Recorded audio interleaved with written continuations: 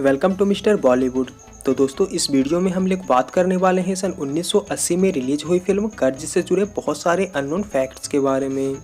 और साथ ही साथ हम इस फिल्म के बॉक्स ऑफिस परफॉर्मेंस के भी बारे में बात करेंगे। तो इस वीडियो को पूरा देखें और इस चैनल को सब्सक्राइब कर लें। दोस्तों, फिल्म सन 1982 में रिलीज हुई फिल्म कर्ज एक री इनकारनेशन थ्रिलर फिल्म थी, जिसमें केमी ऋषि कपूर, टीना अंबानी, सिमी गरेवाल, राज किरण और प्राण मुख्य किरदारों में नजर आए थे।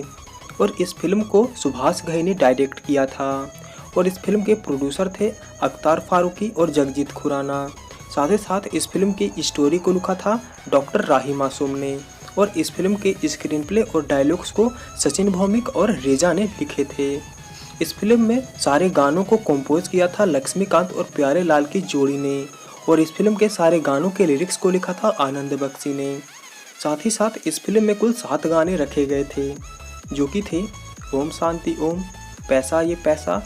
एक हसीना थी, दर्दे दिल, मैं 16 बरस की, कमाल है, और इस फिल्म का थीम म्यूजिक। इस फिल्म में ज़्यादातर गानों में हमें किशोर कुमार, आशा भोसले, मोहम्मद रफ़ी, लता मंगेशकर और मन्ना डे की आवाज़ को सुनने को मिलता है। अगर हम फिल्म कर्ज के बॉक्स ऑफिस परफॉर्मेंस की बात करें तो इस फिल्म को कितने बजट पर बनाया गया था यह तो हमें पता नहीं चल पाया है, पर इस फिल्म ने पूरे इंडिया में तकरीबन 2 करोड़ 70 लाख रुपए की कमाई की थी। और अगर हम इस फिल्म के वर्ल्ड वाइड कलेक्शंस की बात करें तो इस फिल्म ने पूरी दुनिया में 5 करोड़ 50 लाख रुपए कमाए थे, और इंडिया में यह फिल्म एक सेमी हिट फिल्म साबित हुई थी। और फिल्म कर्ज साल 1980 की 9वीं सबसे ज़्यादा कमाई करने वाली फिल्म साबित हुई थी, जबकि साल 1980 में पहले नंबर पर थी विनोद खन्ना और फिरोज खान की फिल्म कुर्बानी, जिसने की बॉक्स ऑफिस पर कुल 6 करोड़ रुपए की कमाई किए थे और एक सुपरहिट फिल्म साबित हुई थी। दूसरे नंबर पर थी जितेंद्र की आशा, जिसने की बॉक्स ऑफिस पर कुल 5 करोड़ रुपए कमाए थे और एक ब्लॉकबस्टर फिल्म साबित हुई थी। तीसरे नंबर पर थी धर्मेंद्र और अमिताभ बच्चन की फिल्म राम बलराम,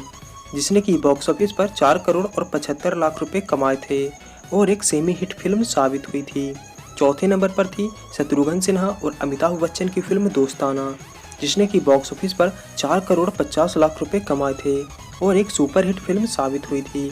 और 5वें नंबर पर थी शान, जिसमें कि शत्रुघ्न सिन्हा, अमिताभ बच्चन और शशि कपूर नजर आए थे, और इस फिल्म ने बॉक्स ऑफिस पर 4 करोड़ 25 लाख रुपए कमाए थे और एक बिलो एवरेज फिल्म साबित हुई थी। जबकि 9वें नंबर पर थी फिल्म कर्ज, जिसने की बॉक्स ऑफिस पर 2 करोड़ 75 लाख रुपए कमाए थे और एक सेमी हिट फिल्म साबित हुई थी।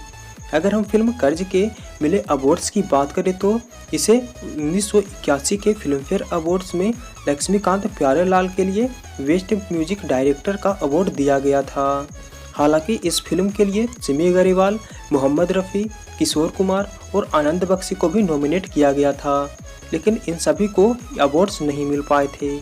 तो दोस्तों, अब आगे हम इस वीडियो में फिल्म कर्ज से जुड़े बहुत सारे अननोन फैक्ट्स के बारे में जानेंगे। फैक्ट नंबर 1, इस फिल्म में प्रेमनाथ द्वारा निभाए गए रोल को फिल्म में काफ़ी समय के बाद जोड़ा गया था, क्योंकि उस समय की फिल्मों में किसी औरत को मेन विलन के किरदार में नहीं दिखाया जाता था, और इसी वजह से सुभाष घई ने इस फिल्म की काफ़ी शूटिंग हो जाने के बाद इसमें प्रेमनाथ द्वारा निभाए गए कैरेक्टर सिरजुदा को ऐड किया, जो कि एक नेगेटिव कैरेक्टर था। सुभाष घई ने जब पहली बार प्रेमनाथ को इस फिल्म में उनके रोल के लिए बताया और कहा कि उन्हें इस फिल्म में एक गूंगे विलन का किरदार निभाना है, तो प्रेमनाथ ने ये कहा था कि इससे पहले उन्होंने सुभाष घई की जिस भी फिल्म में काम किया है उसमें उनकी काफ़ी सारे डायलॉग्स होते थे, तो इस फिल्म में क्यों नहीं। जिसके बाद कि फिर सुभाष घई ने उन्हें ये कहकर मना लिया कि वो अपनी फिल्मों में अब बदलाव चाहते हैं। फैक्ट नंबर 2, इस फिल्म में अपने रोल को लेकर सिमी गरेवाल काफ़ी नर्वस थी, क्योंकि इस तरह के निगेटिव रोल्स उस समय की कोई भी एक्ट्रेस नहीं करना चाहती थी। मगर सुभाष घई के लगातार 2 महीने तक रिक्वेस्ट करने के कारण सिमी गरेवाल इस रोल को करने के लिए तैयार हो गई थी। मगर वो इस फिल्म की शूटिंग के दौरान सुभाष घई से अपने सीन्स में चेंजेस डालने के लिए कहती थी, क्योंकि उन्हें लगता था कि अगर सीन्स को नहीं बदले गए तो इस फिल्म के बाद भी उन्हें ऐसे ही रोल्स ऑफर होंगे और वो बॉलीवुड में एक मेन स्ट्रीम हीरोइन नहीं बन पाएंगी। लेकिन जैसे जैसे वो अपने रोल को निभाती गई वैसे वैसे उन्हें उनका रोल काफ़ी पसंद आने लगा। फैक्ट नंबर 3, सिमी गरेवाल के अलावा ऋषि कपूर को भी इस फिल्म में काम करने को लेकर काफ़ी नर्वस थे, क्योंकि उन्हें लगता था कि सुभाष घई सिर्फ एक्शन फिल्मों को डायरेक्ट करने के लिए जाने जाते हैं और वो एक्शन फिल्मों को ही अच्छे तरीके से डायरेक्ट कर सकते हैं। दरअसल सुभाष घई उन दोनों एक्शन फिल्मों को डायरेक्ट करने के लिए जाने जाते थे और इससे पहले उन्होंने 1976 की फिल्म काली और 1978 की फिल्म विश्वनाथ को भी डायरेक्ट कर रखा था, जो कि आउट एंड आउट एक्शन फिल्में थी। और जब ऋषि कपूर ने इस फिल्म में कोई दिलचस्पी नहीं दिखाई तो फिर सुभाष घई ने ऋषि कपूर के भाई रणधीर कपूर से ये रिक्वेस्ट किया कि वो ऋषि कपूर को इस फिल्म में काम करने के लिए मनवाएं, जिसके बाद कि रणधीर कपूर को कन्विंस करने पर ऋषि कपूर इस फिल्म में काम करने के लिए रेडी हो गए। फैक्ट नंबर 4, फिल्म कर्ज बॉक्स ऑफिस पर तो एक एवरेज फिल्म साबित हुई थी, मगर कर्ज फिल्म ऋषि कपूर के करियर की एक आइकॉनिक फिल्म बन गई। बॉक्स ऑफिस पर ज़्यादा ना चल पाने का एक यह भी कारण था कि फिल्म कुर्बानी, जिसमें कि विनोद खन्ना और फिरोज खान नजर आए थे, वो भी इसी फिल्म के आसपास रिलीज हुआ था। और फिल्म कुर्बानी एक हाई बजट वाली फिल्म थी, जिसके कारण कि फिल्म कर्ज, जो कि एक लो बजट वाली फिल्म थी, वो थोड़ी दबसी गई। हालांकि इसके बाद भी ये फिल्म लोगों को बहुत ज़्यादा पसंद आई थी और इस फिल्म का रीमेक कन्नड़ा, तमिल और तेलुगु में भी बनाया गया था। फिर साल 2008 में भी इस फिल्म का एक हिंदी रीमेक बनाया गया, जिसमें कि बॉलीवुड के famous singer Himesh Reshammiya lead role में नजर आए थे। फैक्ट नंबर 5, इस फिल्म के अलावा इसके सारे सॉन्ग्स भी काफ़ी फेमस और आइकॉनिक साबित हुए थे और इस फिल्म के सॉन्ग्स के टाइटल को काफ़ी सारे फिल्मों में टाइटल के रूप में इस्तेमाल किया गया था और इनमें से कुछ फिल्में थी पैसा ये पैसा, मैं 16 बरस की, एक हसीना थी, आशिक बनाया आपने और ओम शांति ओम। इसके अलावा इन फिल्मों में कर्ज फिल्म से काफ़ी सारे एलिमेंट्स भी लिए गए थे और एक तरह से इन फिल्मों के द्वारा फिल्म कर्ज को ट्रिब्यूट दिया गया था। फैक्ट नंबर 6, इस फिल्म के कई सॉन्ग्स और इस फिल्म का क्लासिकल ट्यून कई अलग अलग तरह के इंग्लिश सॉन्ग्स से इंस्पायर्ड था। इस फिल्म का वो क्लासिकल ट्यून जो कि काफ़ी फेमस हुआ था, उसे इस फिल्म में हम कई जगहों पर बैकग्राउंड म्यूजिक के तौर पर सुन सकते हैं और यही कारण था कि इस ट्यून को सुभाष घई और लक्ष्मीकांत प्यारेलाल एक सॉन्ग में बदलना चाहते थे और इस काम के लिए उन्होंने आनंद बख्शी को इसके लिरिक्स लिखने को कहा था, जिसके बाद कि फिर इस फिल्म का आइकॉनिक सॉन्ग एक हसीना थी को बनाया गया। इस फिल्म के सॉन्ग्स के अलावा ये फिल्म भी एक Hollywood film the reincarnation of Peter Proud से इंस्पायर्ड था। फैक्ट नंबर 7, ऋषि कपूर और सिमी गरेवाल फिल्म मेरा नाम जोकर के 10 साल बाद फिर एक साथ फिल्म कर्ज में नजर आई थी और मेरा नाम जोकर में ऋषि कपूर ने एक चाइल्ड आर्टिस्ट के तौर पर काम किया था, जिसके लिए उन्हें नेशनल अवार्ड भी मिला था। हालांकि इस फिल्म में ऋषि कपूर और टीना अंबानी की जोड़ी को भी पसंद किया गया था और इस फिल्म के एक सॉन्ग दर्दे दिल में इन दोनों के जोड़ी को काफ़ी पसंद किया गया था, बावजूद इसके कि इस सॉन्ग को खुद सुभाष घई ने कोरियोग्राफ किया था, क्योंकि उस वक्त डांस कोरियोग्राफर मौजूद नहीं था। और इस फिल्म के तकरीबन 8 साल बाद भी कुछ ऐसा ही हुआ था, जब फिल्म राम लखन के सेट पर सॉन्ग तेरा नाम लिया तुझे याद किया को कोरियोग्राफ करना था और कोरियोग्राफर के ना होने पर खुद सुभाष घई ने ही उस सॉन्ग को कोरियोग्राफ किया था। इसके अलावा सुभाष घई अपने फिल्मों के गानों में एक बार ना एक बार तो जरूर नजर आते हैं और ये सिलसिला फिल्म कर्ज से ही शुरू हुआ था। दरअसल सुभाष घई ने इस फिल्म के एक सॉन्ग पैसा ये पैसा में परफॉर्म करने के लिए एक मोटे ताजे एक्टर को अप्रोच किया था, पर वो एक्टर शूट के टाइम नहीं आया और इसी कारण उन्हें इस सॉन्ग में परफॉर्म करना पड़ा, जिसके बाद वो अपनी डायरेक्ट की गई हर फिल्म में अपीयरेंस देने लगे थे। फैक्ट नंबर 8, इस फिल्म में दिखाया गया काली माता का मंदिर उन दिनों काफ़ी ज़्यादा फेमस हो गया था और काफ़ी सारे टूरिस्ट उस मंदिर को देखने के लिए ऊटी जाया करते थे, मगर असलियत में ऐसा कोई मंदिर था ही नहीं। इस फिल्म में दिखाया गया मंदिर कोई मंदिर नहीं बल्कि मुंबई के एक स्टूडियो में तैयार किया गया एक सेट था।